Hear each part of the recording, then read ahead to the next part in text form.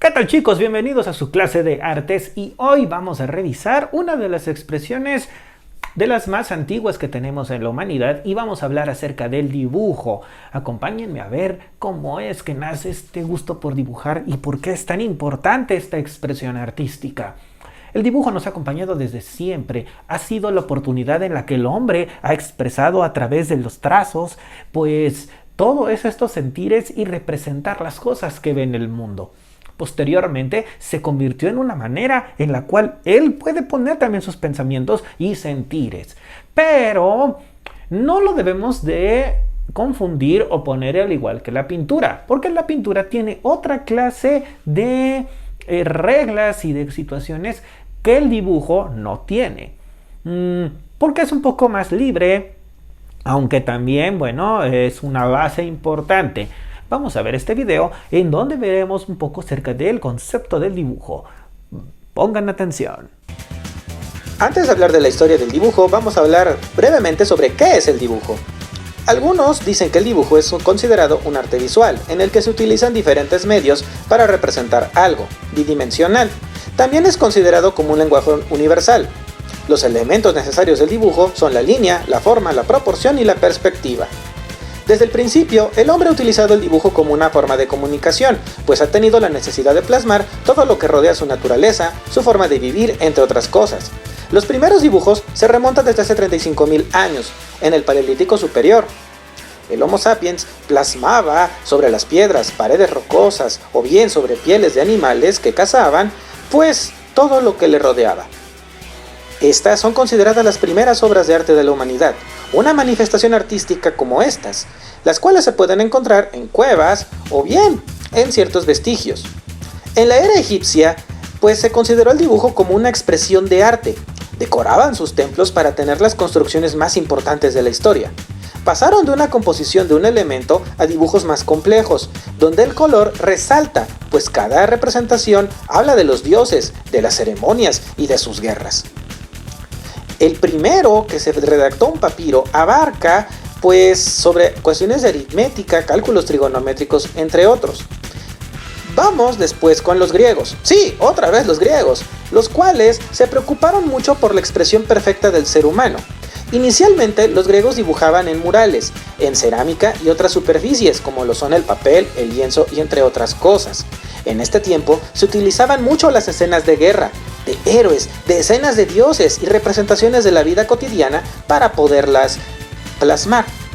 En la Edad Media empezaron a predominar las representaciones de ciertos dibujos con trazos que resaltan pues la naturaleza humana.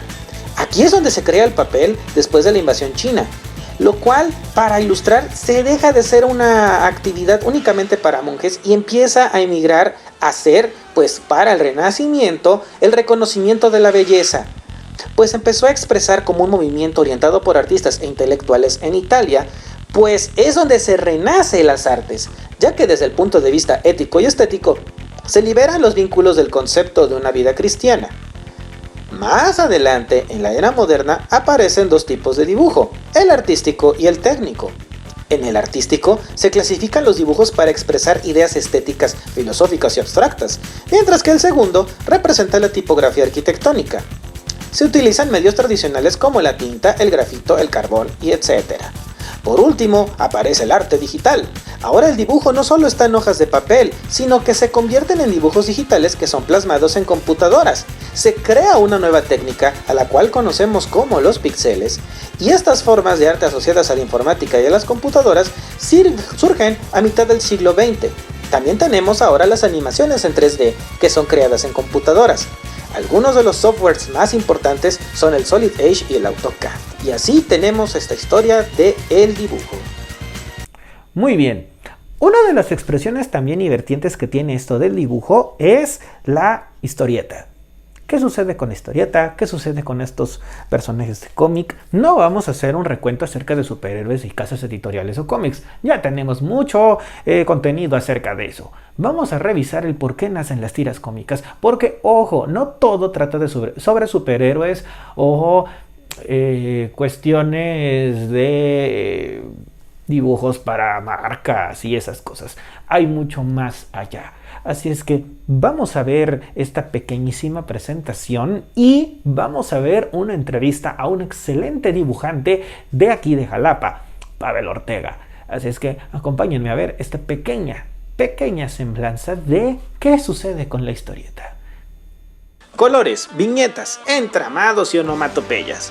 Estas son las historietas. En Estados Unidos se les llaman cómics, en España tebeos, en Japón se les llama manga, y aunque cada una tiene un estilo propio de cada cultura, tienen elementos y una historia en común.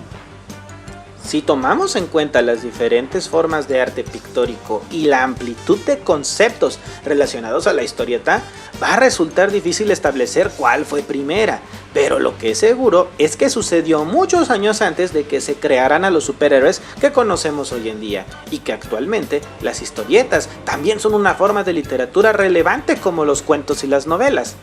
Entre los posibles ancestros de las historietas actuales podríamos encontrar en Francia al tapiz de Bayeux. A pesar de no contar con viñetas, estaba separado en escenas y narraba cómo los normandos habían conquistado Inglaterra.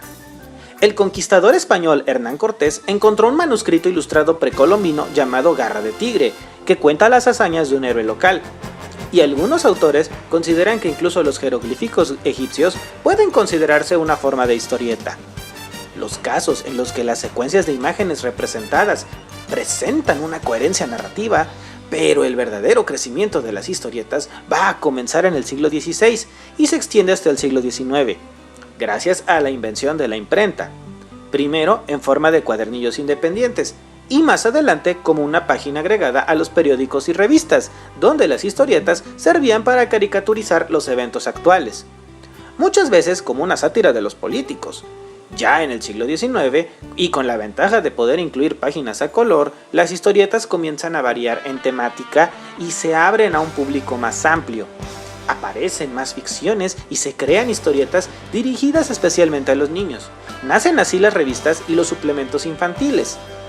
El siglo XX será el escenario de la aparición de las historietas de aventuras, con personajes clásicos, como Dick Tracy en Estados Unidos o Tintín en Francia. Y hacia la década del 40 se dará lo que se conoce como la edad de oro de los cómics. Sí, es en donde crece el consumo masivo y se crean muchas revistas dedicadas especialmente a socializar historietas a nivel mundial. Y comienza a producirse en Estados Unidos la proliferación de los cómics como entretenimiento para niños, adolescentes y jóvenes adultos, de la mano de las editoriales de cómics, y Time, la predecesora del actual Marvel Comics. Es en esta época cuando se consolidan los arquetipos de personajes superpoderosos que se mantienen hasta nuestros días y que ya trascienden las limitaciones del papel, habiendo desembarcado en la televisión, el cine, los videojuegos e incomparables artículos de colección. Al mismo tiempo, en Europa y Sudamérica se crearon múltiples títulos con temáticas más variadas, tanto de acción como de dramas históricos e incluso hasta románticos. En Latinoamérica la historieta local tuvo un crecimiento considerable durante varias décadas y su influencia comenzó a menguar considerablemente hasta casi desaparecer en el contexto de la globalización, donde los cómics de superhéroes acapararon las tiendas especializadas y mantuvieron su dominio casi sin oponentes hasta mediados y fines de los 90, donde se empezó a observar un crecimiento exponencial en la publicación de los mangas japoneses. En un principio exportado por editoriales españolas y más adelante editados localmente. Aquí lo tienen, chicos, tenemos mucha historia por delante y vemos grandes representantes de ello. Vamos a ver a nuestro dibujante y pues qué presentación nos podemos llevar sino con el buen reportero estrella que debuta aquí haciendo su trabajo, que es el Cobarde. Acompañemos a ver esto con él.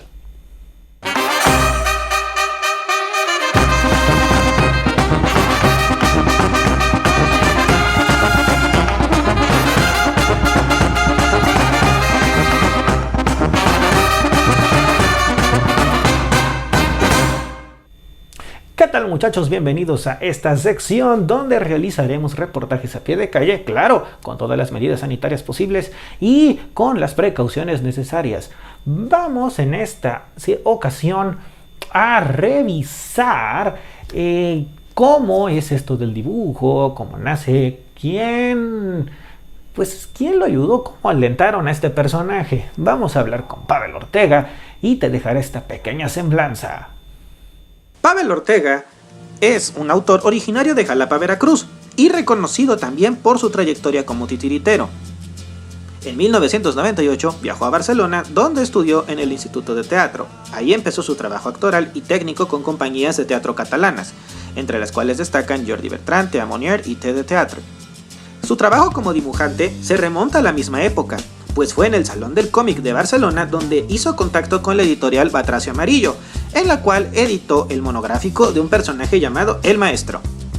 Ahí es donde inicia su carrera como dibujante, con autoediciones de las que surge su primer fanzine con el título de Polen, en el cual aparecieron personajes como el Maestro, el Sr. K y Melvin. Su labor actualmente está enfocada en la creación de Danka Comics, y ahora vamos a entrevistarlo para conocer cómo ha sido su trabajo y cómo es el desarrollo de la historieta.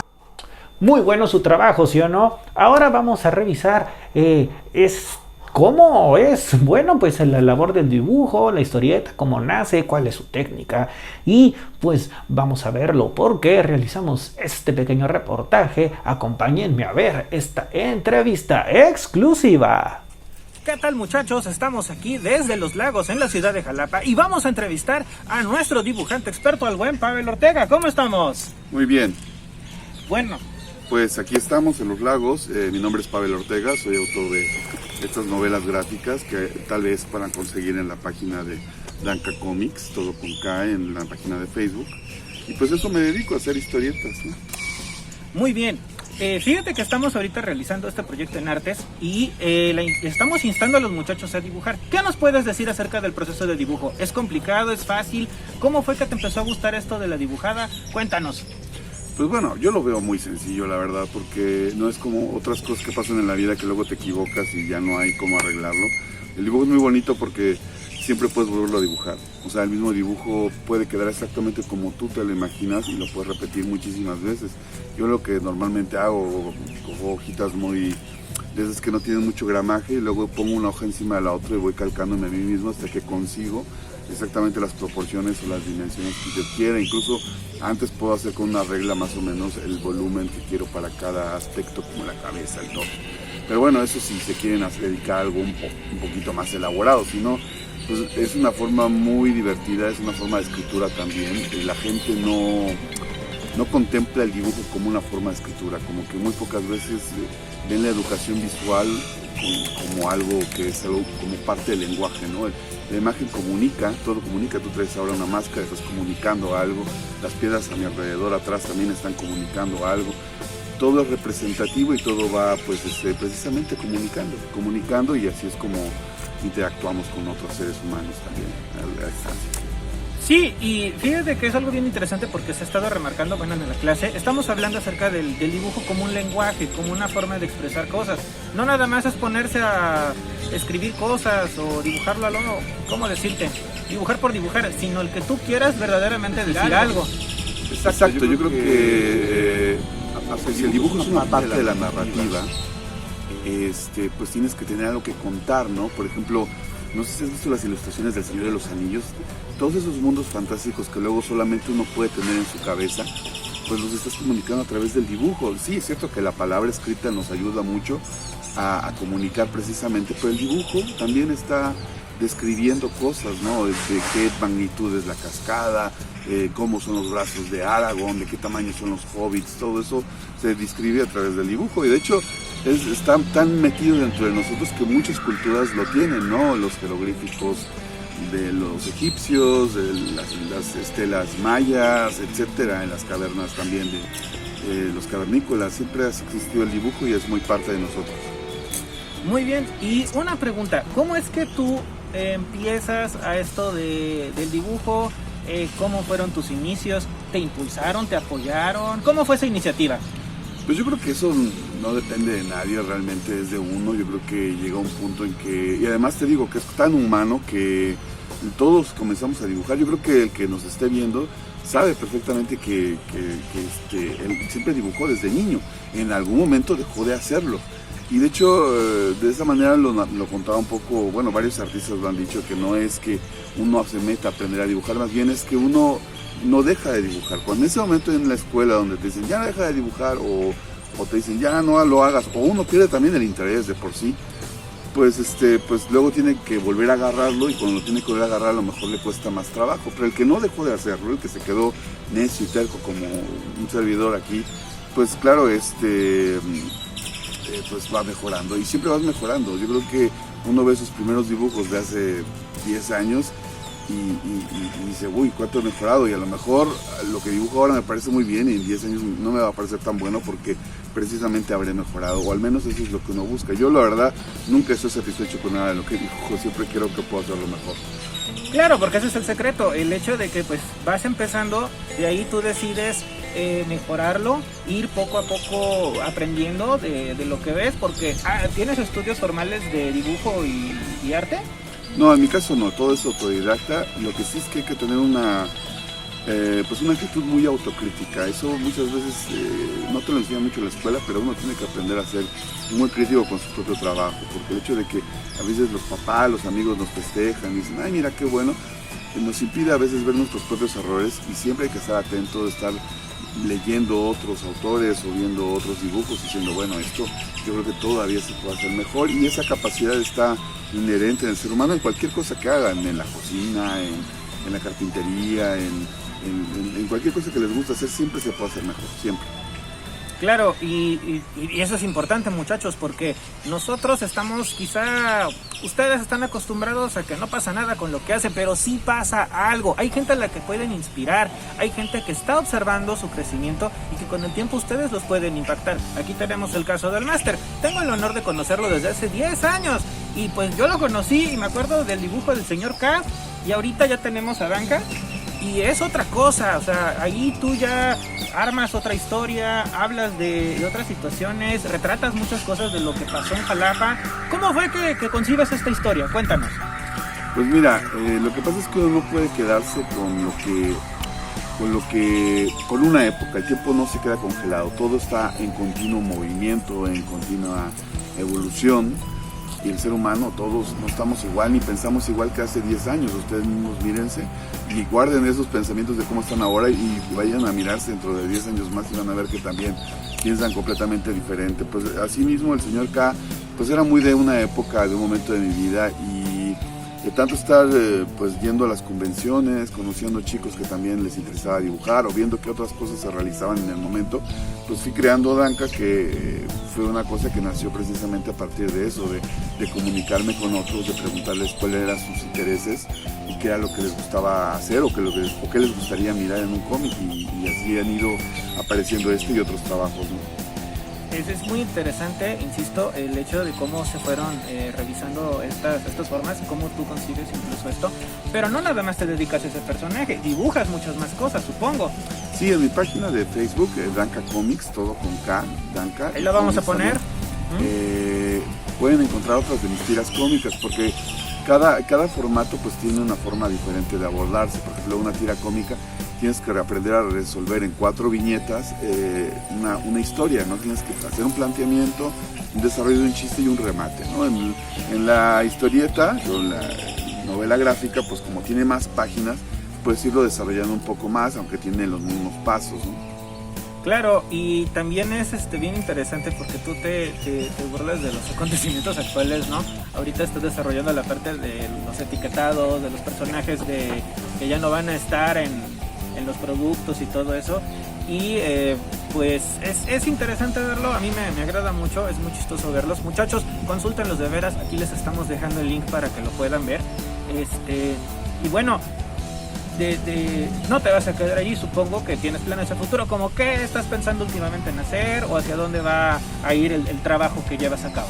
Pues yo ahorita estoy con lo de las tiras cómicas, precisamente estoy tratando de hablar de lo que está ocurriendo ahora, o sea, porque normalmente noto que muchos compañeros a veces como que se desapegan demasiado de lo que está pasando y como que se hablan mucho a sí mismos, ¿no? Trataré siempre de que lo que haga pues le sirva a alguien más, y pues eso es mi labor ahora.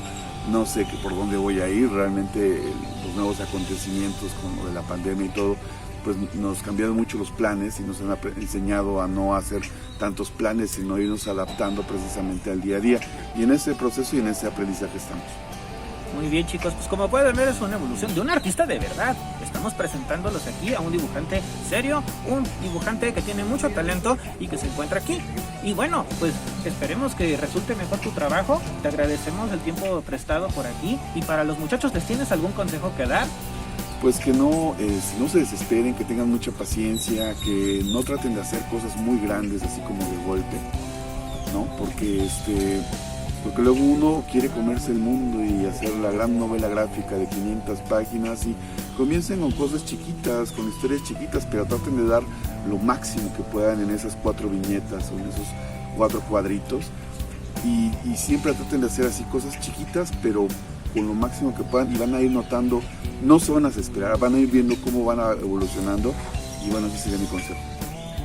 Pero antes me gustaría, nos pudieras mostrar cómo es tu técnica, cómo es que tú sueltas la mano, como quien dice, para estar haciendo tus trazos, tus dibujos, tus líneas.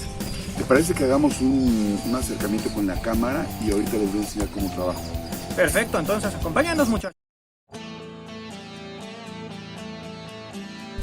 Bueno, pues esta es mi libreta. Como pueden ver, pues tengo muchos bocetos aquí, dibujos donde voy probando precisamente mis personajes, ¿no? O los logotipos, ¿no? Normalmente de las cosas que voy haciendo, ¿no?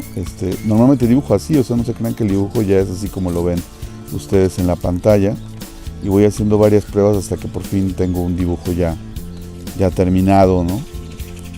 Luego también los guiones los suelo trabajar así, ¿no? Por ejemplo, si ven aquí tengo como dividido por diferentes viñetas lo que van a ir diciendo los personajes, son como truquitos, ¿no? Entonces, por ejemplo, hagan de cuenta que yo ahorita pues hiciera un dibujo, ¿no? Como por ejemplo que estoy haciendo ahorita, lo estoy haciendo sin ninguna referencia, ¿no? Más bien así como me acuerdo que es mi personaje. Y entonces ahí ya una vez que lo voy como desarrollando el dibujo, porque ya lo he dibujado varias veces, aunque todavía pues hay que ir probando, ¿no? Probando cómo va evolucionando el trazo, ¿no? Entonces vamos a poner que este es el dibujo que voy a hacer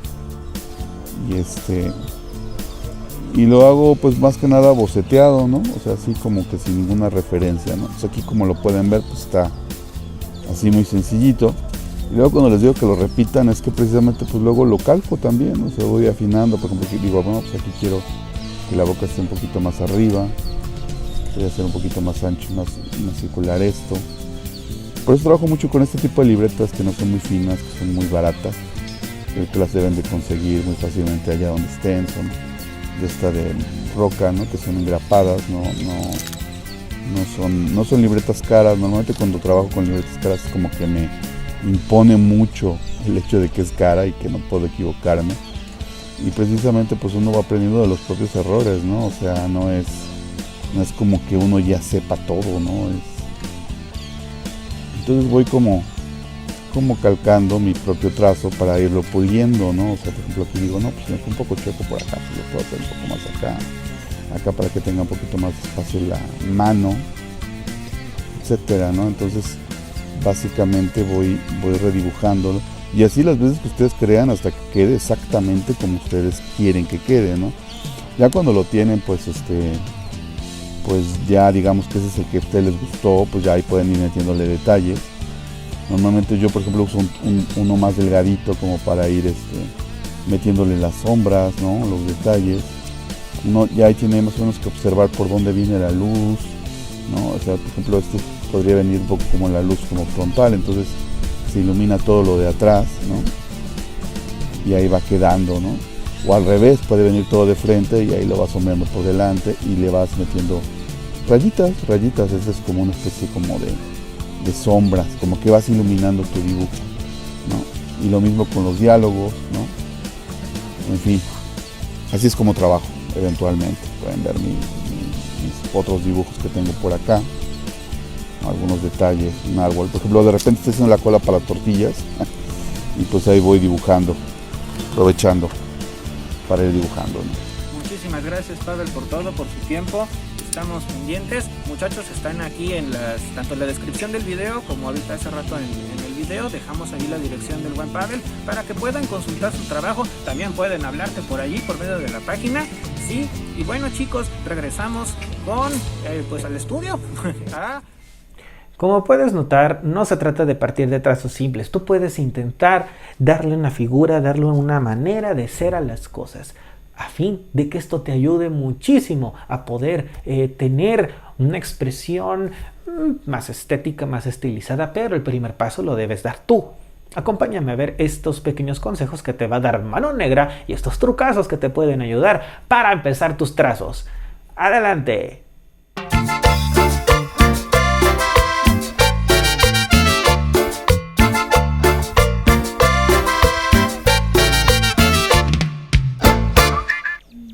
¿Qué tal muchachos? Soy Mano Negra y hoy vamos a empezar a ver esto del dibujo y te voy a dar unos cuantos consejos, pero lo voy a hacer de forma, bueno, no actuada, más bien va a ser una cuestión práctica, así es que observa muy bien.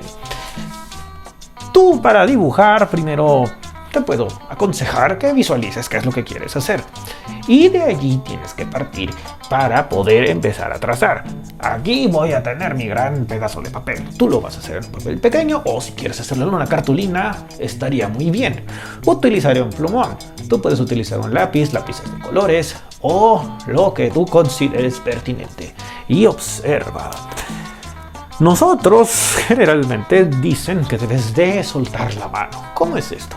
Nosotros tenemos una forma de agarrar el lápiz y no tenemos que ser tan rígidos a la hora de estar haciendo una figura. No. Tú lo que debes hacer es que se vaya, ¿sí? Derecho, tranquilo, ¿sí? Suave y buscando una forma. ¿Ves? Nosotros le debemos de intentar meter textura, color o lo que sea, a lo que sea que estemos nosotros dibujando, ¿sí? Cuando nosotros estamos plasmando algo, tienes que visualizarlo muy bien en tu mente e intentar hacerlo. Si no te sale y consideras que te equivocaste, puedes borrar y hacerlo cuantas veces tú crees necesario. Esto es de ensayo y error. No te va a salir a la primera. Como a mí probablemente quizá no me salga. O bueno, veamos qué sucede. Utilizaré ahora un color verde magistral. ¡Oh sí! ¡Qué rayos! Y puedes comenzar a adornar tu dibujo y pues poner cosas así. Esto es un lugar común, es un arbolito y quizá con un paraje, pero nada más. Ay, tuve un accidente. Ahora, sí. Y aquí es donde entra pues la manera en la que tú pues puedes meter, no sé, un paraje en el campo. Puedes empezar a dibujar, no sé, cosas, dándole forma de algo ahí. Como puedes ver, oh sí. Y aquí tenemos quizá un caballo feliz. Y recuerda, tus asuntos lineales puedes realizarlos, ¿sí? De tal manera que esto con la práctica sale. No creas que aprendí de la noche a la mañana, esto es complicado. Voy a bajarle un poquito la tonalidad para que se distinga un poco qué estamos haciendo aquí. Sí, y bueno, de ahí podemos jugar con más colores. Recuerda que entre más colores tengas, no pinta esta cochinada. ¿Qué rayos? Han secado dos plumones, pero este no, mira. Y podemos utilizar formas, tamaños y cuestiones para darle profundidad y cuestiones al dibujo. ¿Ves? Es cuestión solamente de que tú te pongas un poquito de qué es lo que tú quisieras decir. ¿Ves? No es tan complicado. Es cuestión de que tú lo visualices, observes qué es lo que puedes realizar y qué otros detalles tú podrías jugar haciéndolos. Por ejemplo, aquí pusimos en la corteza un poquito de líneas para que dé la nota, igual con las montañitas del lugar del paraje. Esto es un ejemplo, no necesariamente tienes que hacer un dibujo así. Puedes dibujar una persona, puedes dibujar un carro, puedes dibujar una calle. Puedes hacer lo que se te ocurra siempre y cuando lo hagas tú mismo. Ya que ha pasado, como con lo de la fotografía, que se pasaron de lanza, algunos empezaron a meter cosas de internet y demás. Esto lo debes hacer tú hazlo con calma, con tranquilidad, con todos los colores y herramientas que tú consideres necesarios. Pueden ser plumones, pueden ser pinturas de colores, pueden ser lápiz, como tú lo veas. Y para la siguiente vamos a ver una expresión del arte urbano y este reportaje va a estar muy bueno. Pero no te adelanto nada, eso será con Tiger Mask. Regresamos con él y hasta la próxima. Por lo tanto, ya que tenemos estos tips, tenemos esta semblanza de un verdadero dibujante, vas a desarrollarme un personaje que tenga ciertas características, formas y demás. Esfuérzate para que sea una expresión genuina. No salgas con bolitas y palitos, por favor. O bueno, si vas a salir con bolitas y palitos, hazlo con un poco de personalidad. Ya que esta expresión artística es muy valiosa para poder que tú pues plasmes un poco acerca de qué es lo que piensas, cómo lo puedes distribuir, formas, tamaños, etc. Así es que espero te haya gustado esta clase. Nos vemos en la siguiente. Soy Tiger Mask y nos vemos en nuestra siguiente clase de artes. Hasta la próxima.